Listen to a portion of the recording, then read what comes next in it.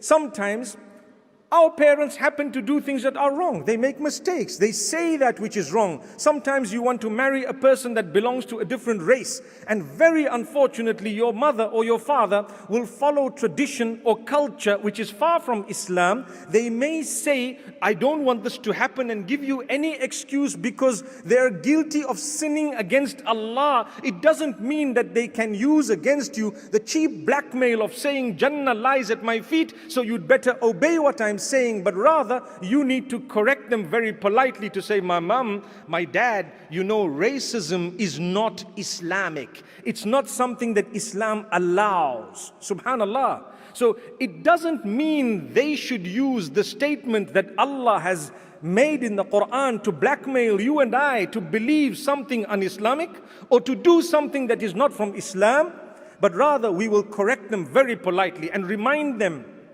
And this is why those of us who are parents here and those who may hear this later on, please understand your duty and your responsibility unto Allah. Never use these statements to force your children to do things that are ridiculous, that are unacceptable, that are fulfilling your own whims and fancies, because trust me, you need Jannah as a parent as much as your children would need Jannah.